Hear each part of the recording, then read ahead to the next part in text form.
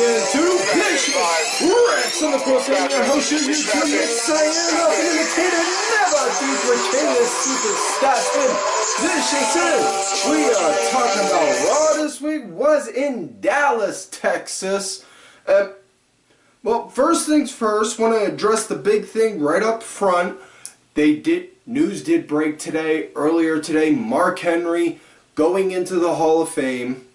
Some people are I've seen some mixed reactions to it, mostly positive, honestly, and again, this show, from a fan's perspective, that's all it is, you know, plain and simple, but as a guy who has been a fan of his since he was a kid, you know, and as I got older, I got to respect, you know, the dedication the man took and the amount of work the man did to, you know, do what he had to literally earn that title of World's Strongest Man, because he was, I was just reading about this like a couple weeks ago too.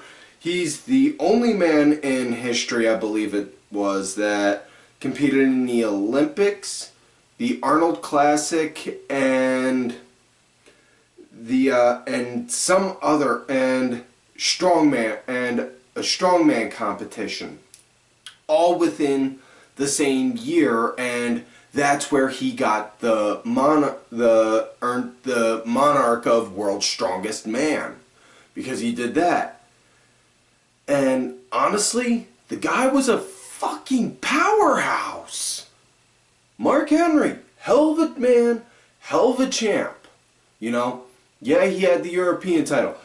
You know, that was good. Loved his world title run. Some people are going to probably shit all over that and say, oh, well, Tim, it was just the world heavyweight title. Nobody really gave a shit about that. Yeah, well, nobody gave a shit about the WCW title, but everyone still praises Booker T for holding it. So, with that said, we all here at the Vicious Studios, including Wade, who's a total asshole for peeing in my coffee, would like to say congratulations. That being said, moving forward, Raw started out with Kurt Angle coming out, addressing the crowd, saying on how Roman is indefinitely suspended via last week, courtesy of Mr. McMahon, because of on how he got in Vince's face because Brock no-showed last week, even though he was billed to be there. And he said Brock is set to be here today. However, he is not here yet. He is arriving late, and I do have it on good authority. He will be here soon. And, you know, he started to try and go forward with the show, and Roman comes on out through the crowd and just talks about, Kurt, whoa, Roman, you ain't supposed to be here. There's guys back there ready to take you out of here. Come on, man, don't do this. Kurt, somebody's got to be here to represent the main event. Which, you know, I am fucking loving on what they're doing with Roman right here. Because, you know, the fact is, he's carrying this build up to Mania. He's been doing it because, you know, Brock's not there, which means Paul's not there. And if Paul's not there, Brock doesn't have a mouthpiece. And that's not necessarily saying that's a bad thing, because, you know, as time went on, Brock showed, you know, he can talk, you know. He may not be the most eloquent, but he can talk. But Roman's carrying this, and I'm fucking amazed on how he's doing it. He's like, yo, give me that ball. Watch on how far I take this motherfucker out of here. And he does it. And he does it beautifully. I love it. But anyways, he's talking about with that, and he's saying, no. You see, y'all gonna need to go and get somebody, because you need to go get Brock, because I ain't moving from this ring until he gets in here. Grabs a chair, plops a seat back, Kurt goes back, And they bring out freaking U.S. Marshals. Kurt brings out, I'm sure there were local indie guys, but they were wearing the flags that said U.S. Marshals. So, I mean, either that or they got real U.S. Marshals and just smartened them up like, hey, listen, we need you to do like this tonight. But, in a way it was interesting because, they cuffed Roman, first and foremost, my uncle being a former undercover narcotics cop. First thing I got taught when I was like 4 years old, you never handcuff up front like that. Always go behind the back and have the wrists like that, side to side, so that way they can't move. That was where their first problem was. But that's neither here nor there. Anyone can really, any 2-bit fuck like me could figure that out. But anyways, the one thing I did like though was the one guy pulled out the little plastic paper reading Roman his Miranda rights. And one or two people were saying it on my Twitter timeline to Invish saying, well, why is that guy pulling out that plastic paper? That makes no sense. Oh, he's reading his script on screen. Dude, seriously? Have you not, like, watched, like, those narcotic bust shows on, like, frickin' TLC or Discovery or whatever? I mean, you see, they read that, and they read it verbatim like that, so that way, whoever they are arresting is known that they have had all of their fucking Miranda rights said. It's not like a cop show where you say, you got the right to be silent, asshole. Anything you say can and will be used to beat you like a bitch. It don't work like that. No. So, ugh. Anyways, like I said, they were doing it, and they were, kind of acting like typical cops, being a bit dickish, and, kind of pushing Roman along, even though, he was arguing, but he was moving along. And eventually it was like, boom, boom, clubbing them back, and clubbed all three of them down. Next thing you know, you hear Brock's music and just, oh shit, business picked up. Brock runs down, Roman holding the chair, tries to get at Brock. Brock just fucking, oh my god, Brock he beat him like a fucking redheaded stepchild, man. And that's not a cheap shot, that's just an old cliche saying that, but man, he just seriously, he did. He beat him unmercilessly to the point to where the handcuffs broke off and, he had like fucking monster bruises on his wrists. Gave him multiple F5s. He just fucking suplexed him. Beat the shit out of him. It was just, good God. And yeah, after that, then, they loaded Roman onto the stretcher, started to wheel him out, and then Brock, boom, proceeded to do it again. He took a page out of Braun's book. I'm not finished with you! Oh, shit. Well, never let it be said on this show I never assaulted one of my fans. But moving forward, that was it. That was it for that segment. They didn't get any updates over the show or anything saying, if Roman was suffering from anal bleeding or, nostril ventriloquism or whatever the hell. But we did wind up moving to, so let's move to the first match of the night.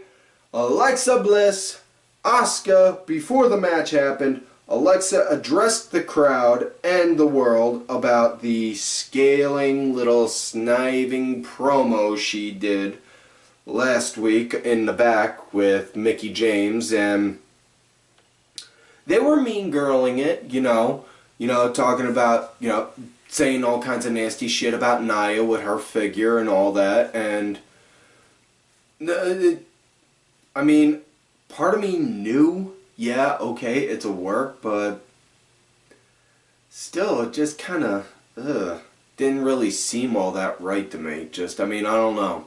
Maybe it's because, you know, I've had friends that have had big figures like that, and I've broken one or two dudes' jaws because of it. Because somebody has said shit like that to them, and, you know. But,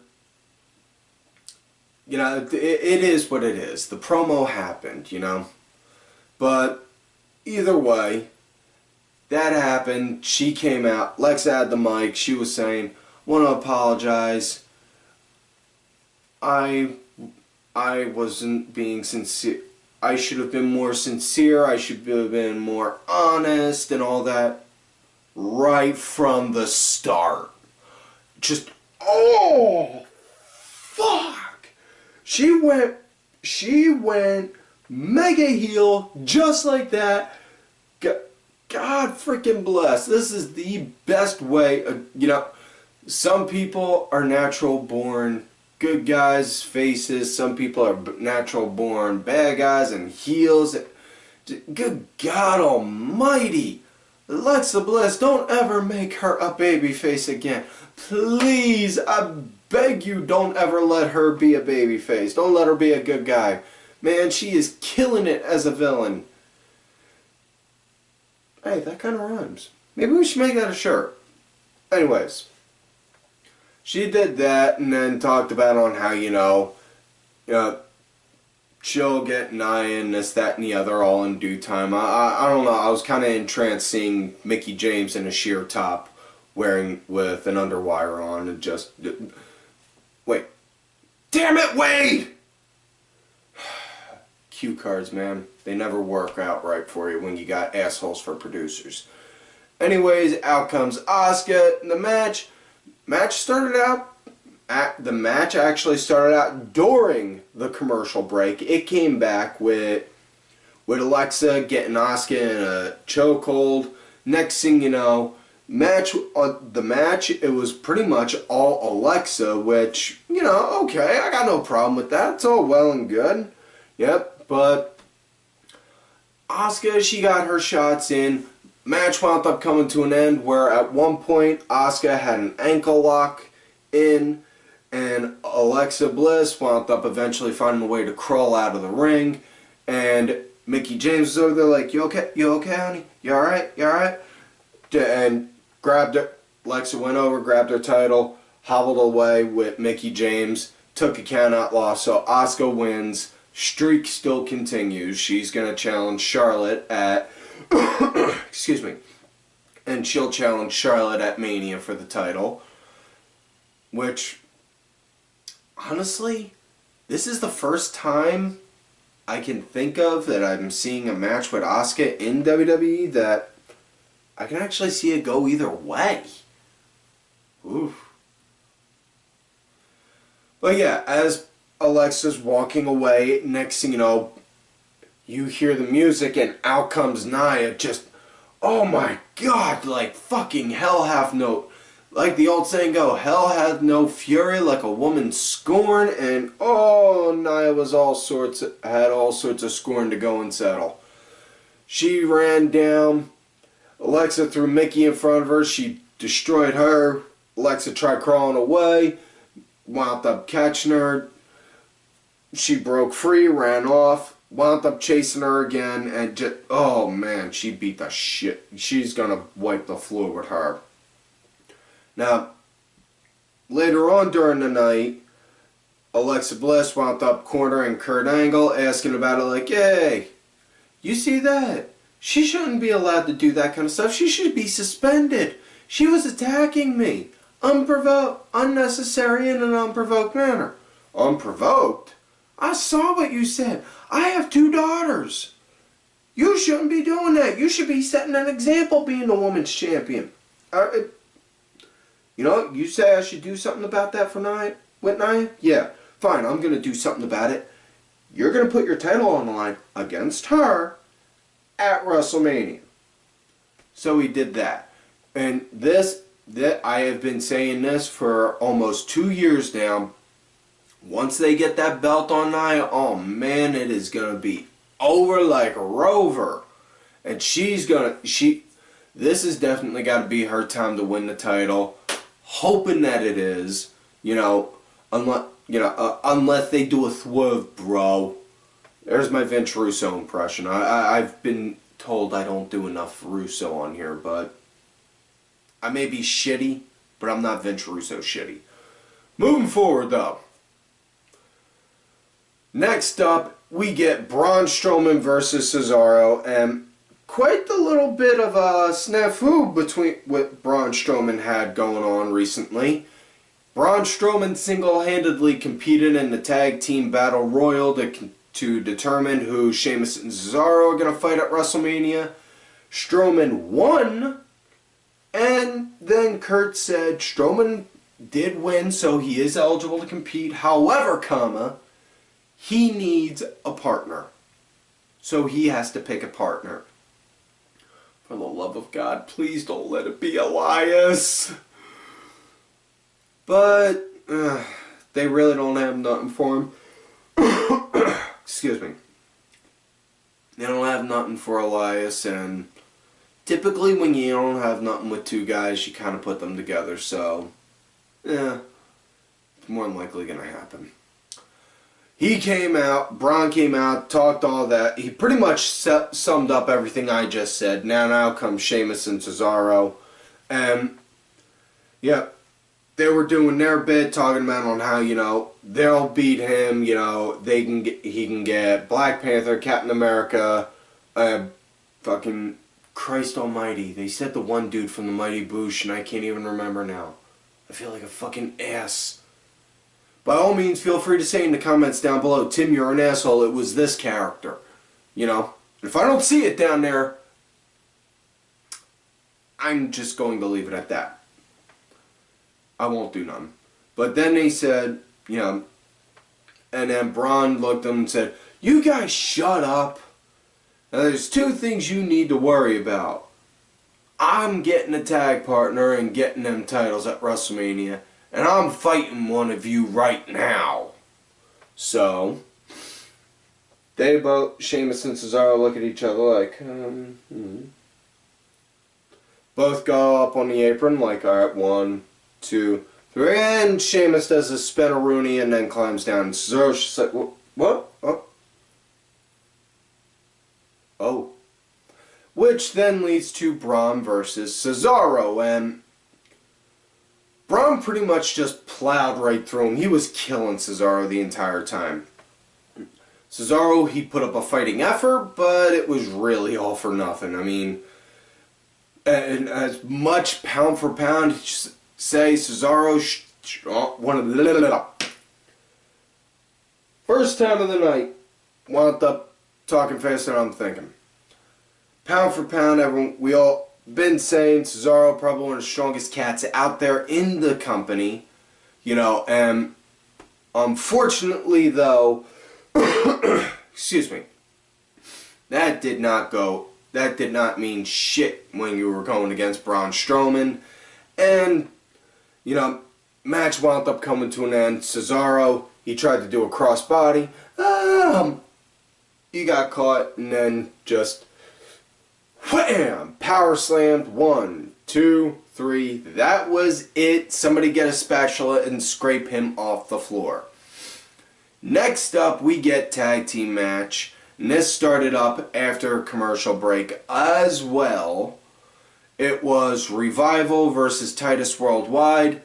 This, well, it was what it was. I mean, I hate to say this because, I like the Revival and I see a lot in Titus, but this was pretty much the piss break of the night. The match was what it was. I mean, there was some half decent action, but that was it. Nothing to be like, oh, wow, over. But they won doing Shatter Machine. Excuse me. They won using the Shatter Machine. After that, they officially declared that they are both going to be in the Andre the Giant Memorial Battle Royal. And I think that's the first time I ever got that name right on this show. I don't remember. But they did Shatter Machine to Apollo, then declared themselves to be in the Andre the Giant Battle Royal. And then we get another tag team match. Bayley and Sasha versus Absolution, which pretty much means Sonya and Mandy Rose. And now, before the match happened, Bayley came out, and then Sasha came out, and she had the mic, and she was saying, you know, I was raised, if you got a problem, you say something. If you got a problem, you talk to the person about it. I'm the better person. Stop right there. You just made yourself not be the better person by saying you'll be the better person by saying something. Or even not the better person, the bigger person, or whatever the hell. Either one of those. No, you don't say that stupid shit. Fuck's sake. That's just fucking ego and pride. That's not... I'm sorry, I've never been a fan of somebody saying, well, I'll be the better man, and say, I'm sorry. No, that doesn't make you the better man. That's you trying to make yourself be like, well, behold my mighty humbleness. No, your fucking ego, dick. Anyways, Sasha came out saying, you know, I'm sorry for what I did to you at Elimination Chamber. But it was every girl for herself. And then Bayley looked at her. You kicked me off of the pod and you were smiling. What do you think how do you think I would act? I let my emotions get the best of me. The night after. Perfect response. Perfect response. Because we'll just say, okay, this is supposed to be a reality story right here with this. And they're supposed to be best friends, you know, sisters in arms. You know, the whole blood thicker than water thing. And Sasha's opening for it was a dick saying. Which I would, honestly, if somebody would have tried to say that to me in real life, I would have just said, no, shut up right there, you asshole. You're not the better person because you just said you are. Whereas Bayley said the more logical response with, I let my emotions get the best of me. I'm just saying. She did that, and then just as they were about to look at each other deep in the eyes, and then that's when Vince McMahon came out and said, we're now making Brokeback Mountain 2, starring Sasha Banks and Bayley. Ha ha ha! Oh, it'll be perfect, pal! I'm confusing fantasy with reality again. Anyways, just as they were about to say what the big issue was, that's when Absolution came out. Paige was talking, and then thus leading to the match. And Sonya, man, right from the get-go, the second the bell rang, Sonya, she cleared the house. I mean, she took out Sasha real quick, then boom, decked out Bayley, and then it was just like that quick, like, whoa, fuck. And then they went to break, and notice they were going to break a lot during this show, and during the early parts of this show. And I'm not necessarily saying that's a bad thing, because I'm going to get the why in a minute. But yeah, it was, and you know, I wasn't the only one that noticed it. But back to the match. After they came back, Bayley was in there. She was doing some little back and forth tussling with Mandy Rose, and then Sasha tags herself in. She gets in there and winds up becoming the team punching bag. And Bayley, not a hot tag, but go boom, tags herself in. And you know, she starts clearing the house. And at one point, you know, I think it was Mandy Rose starts getting the upper hand on Bayley.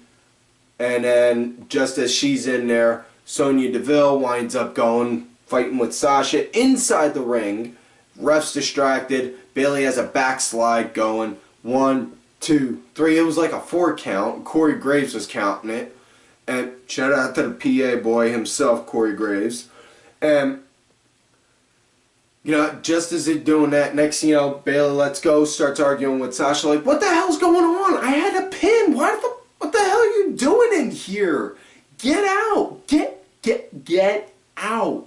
Next thing you know, Sonya Deville, boom! Blast Bayley with a running high knee, gets the 1, 2, 3, that was it. So, honestly, I'm going to just say this now, and I'm pretty sure everyone else feels the same. Kind of feel like the whole absolution thing has run its course, and now they're just, you know, I would like to see both girls still teaming, yes, but let's take Paige out of the equation, because honestly, they can both talk and they both know on how to handle it. Okay, you know, so that's just personal opinion, you know. Anyways, next up, 6-man tag match, and this would actually be the main event of the night. And I know what you're all saying. Well, wait, Tim, if we look back on the card, the last 3 matches of the night were all tag matches. Well, yes, they were, because little did we know, Scooby and the gang cornered Kurt Angle, caught him in a trap, took the mask off, and revealed that it was secretly Teddy Long hosting Raw this entire night. I'm confusing fantasy with reality again, ain't I? Yeah. Sorry about that. Anyways, it was last match of the night, Miztourage, Miz and his flunkies going against the Good Brothers, Gallows, Anderson, and the man himself, Finn, and still rocking the blue. And I'm still saying it, you know, we had Blue Tista, so can we get Finn bluer? It's an idea, but yeah. And then out of nowhere, burn it down! Seth comes out. He's on commentary, and as far as what the match goes, it was a decent match. You know, Gallows, he was handling it at first, and then Anderson was in there. You know, they were in control at first. Then Finn, or no, I'm sorry, it wasn't Anderson at first. After Gallows, then it was Finn. Finn winds up becoming the first team punching bag of the night until he gets Anderson in. Once the machine gun gets in there, Karl Anderson, he starts cleaning house, working on them all. They start getting a little bit of a hand on them. And then Finn gets the hot tag, starts clearing house. And, you know, they're all fighting everyone. And on how the match comes to an end, Finn slams Curtis Axel into Miz, and then rolls Miz up for the 1, 2, 3. Now, before I get into the aftermath of that match, do want to mention real quick, I just remembered, and I know I made specific notes to go over this part, but before the match, Miz was cutting a promo, and he was talking about, you know, he was yelling at Axel and Bo, saying, "Where were you guys last week when I needed you, huh?" You know, which, perfect for laying down the foundation right there for a possible Miztourage breakup. Just leave it at that. Leave it at that until after Mania, please.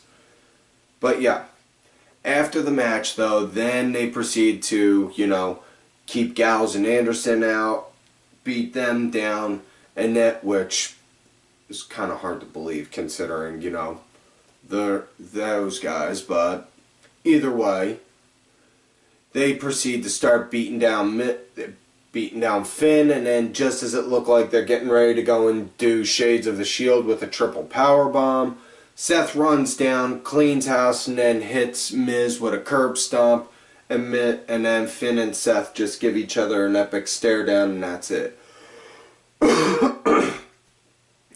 Now, closing moment of the night, it was the fucking ultimate deletion, which, oh my god, this was so beautiful. I haven't laughed this hard in a long time. I didn't even laugh this hard when TNA did the final deletion.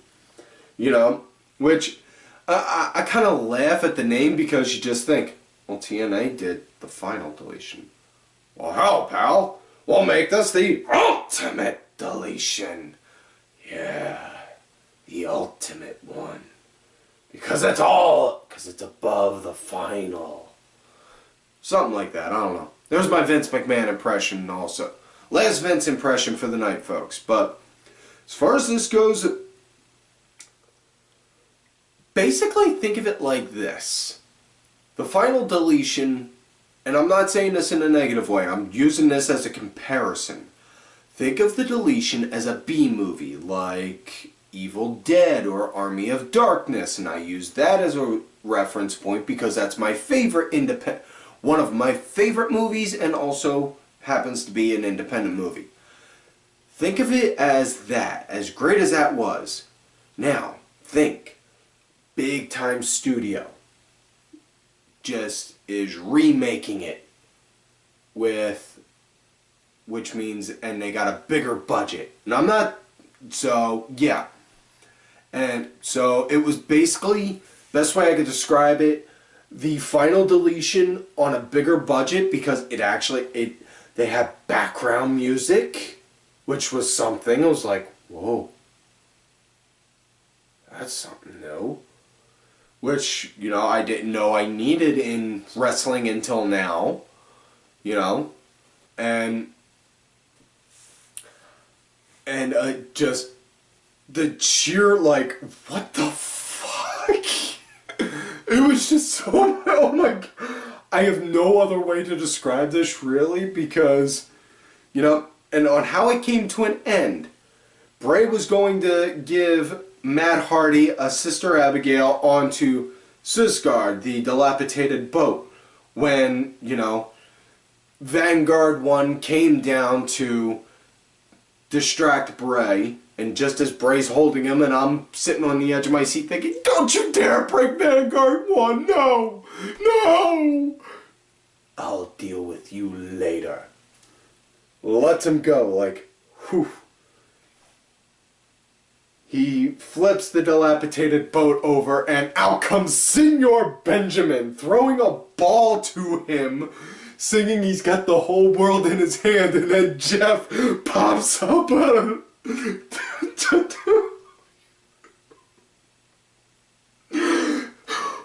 I never thought I'd laugh this hard at a WWE event, at a WWE thing, since the WLC.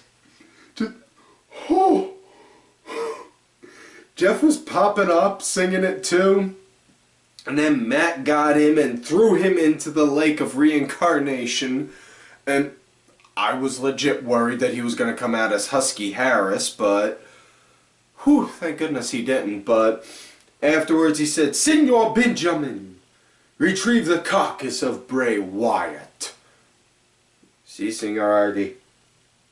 See, Mr. Hardy. And he starts feeling around for him. Mr. Hardy, you're not in there. Just like that. And it was like, it's over! And it was just left at that. So now, nobody knows where Bray Wyatt went. He could have up and vanished into the dirt and then come back like Solomon Grundy in DC Comics or whatever the hell. So, yeah, that is it.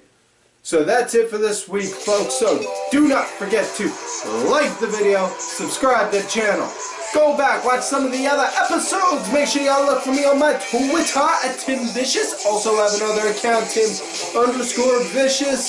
Also I am on that Facebook gimmick, Tim Ash. If you're gonna look for me on there, make sure you let me know you found me from there on here, so I don't think you're some creepy bastard. Excuse me. So I don't think you're some creepy bastard trying to get your creep John going.